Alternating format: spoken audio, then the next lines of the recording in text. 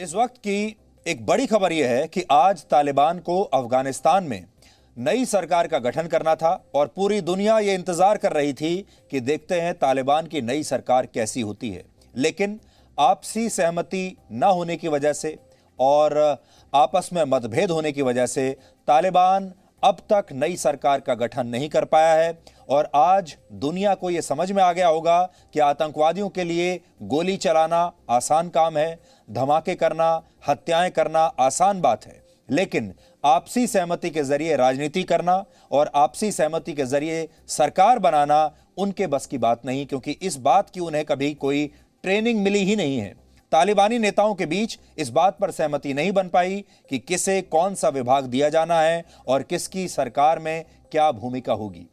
यानी कुल मिलाकर तालिबानियों ने अमेरिका को भागने की डेडलाइन का पालन तो पूरी तरह से करवा लिया, सबको खाली करने के लिए एक डेडलाइन दे दी और उसका पालन भी किया, लेकिन वो अपनी सरकार बनाने की डेडलाइन का पालन नहीं कर पाए, क्योंकि इस क्षेत्र में उन्हें कोई तजुर्बा है ही नहीं।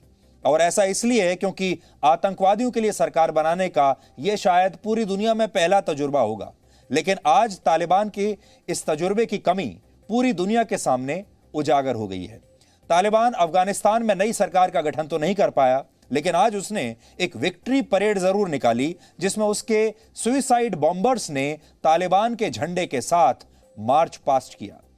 तो आपने दुनिया के बड़े बड़े देशों की विक्ट्री परेड्स देखी होंगी, उनकी सेनाओं की परेड्स देखी होंगी। आज आप आतंकवादियों की परेड देखिए, आतंकवादी अपनी विक्ट्री परेड कैसे निकालते हैं।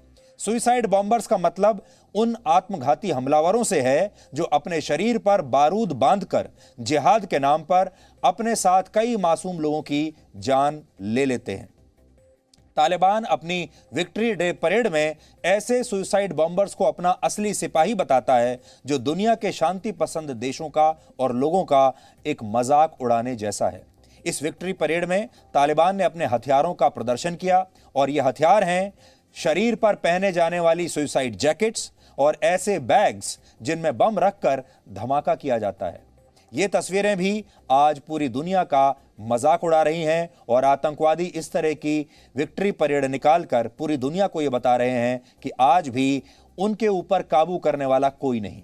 इस विक्ट्री डे परेड में एक ब्लैक हॉक हेलीकॉप्टर भी उड़ते हुए देखा गया और कहा जाता है कि इस हेलीकॉप्टर को अफगानिस्तान की वायुसेना के ही एक पायलट ने उड़ाया है, क्योंकि तालिबान के पास ऐसे पायलट अभी तक नहीं हैं जो इन हेलीकॉप्टर्स को उड़ा सकें। बड़ी बात यह है कि ये वही हेलीकॉप्टर्स हैं जो अमेरिका अफगानिस्तान में छोड़कर गया है और ये कहकर गया है कि उन्होंने अपने सारे हेलीकॉप्टर्स को निष्क्रिय कर दिया है और अब तालिबान इन हेलीकॉप्टर्स को, इन हवाई जहाज़ों को उड़ा नहीं पाएंगे। लेकिन हम बार बार आपको ये तस्वीरें दिखा चुके हैं कि इन हेलीकॉप्टर्स को उड़ाया जा रहा है।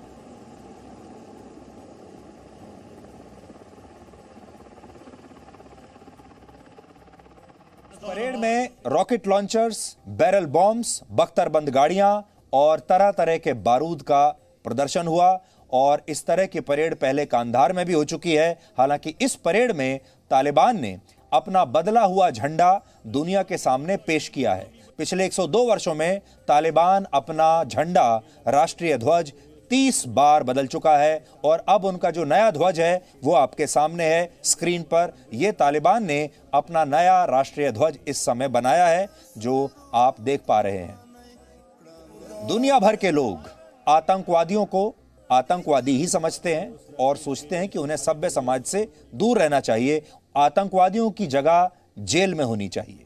दूसरी बात, सुइसाइड बॉम्बर्स को तो और भी खतरनाक माना जाता है और दुनिया भर में बड़े बड़े देश सुइसाइड बॉम्ब्स के शिकार हो चुके हैं। और आपको याद होगा काबुल में अभी जो हमला हुआ था एयरपोर्ट पर, वो भी एक सुइसाइड बॉम्बर ने ही किया था। अब तालिबान अपने इस विक्ट्री डे परेड में ऐसे ही सुइसाइड बॉम्बर्स को अपने सिपाही बताकर दुनिया के सामने पेश कर रहा है और सुइसाइड जैकेट्स का भी प्रदर्शन कर रहा है, यानी वो जैकेट्स जिनमें बम बांधकर जिन्हें पहना जा सकता है। हालांकि आज कंधार और काबुल में महिलाओं ने तालिबान के खिलाफ प्रदर्शन किए हैं और पंजशीर से भी यह खबर आई है कि वहां संघर्ष के दौरान एक पाकिस्तानी पकड़ा गया है। यानी खबरें अब यह भी आ रही हैं कि पंजशीर में तालिबानी जो कह रहे हैं कि वो पंजशीर में जो तालिबान रेजिस्टेंट फोर्सेज हैं उन पर हमला कर रहे हैं, उनमें उन्हें पाकिस्तान की सेना की मदद भी मिल रही है, यानी तालिबान के साथ कुछ पाकिस्तान के सेना के लोग भी वहां पर लड़ रहे हैं।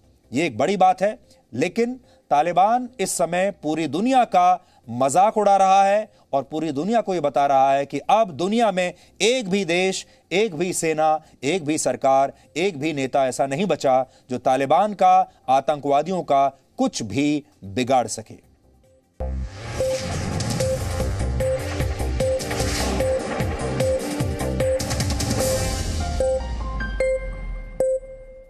Presenting B News app, available on Google Play and App Store. Download it now.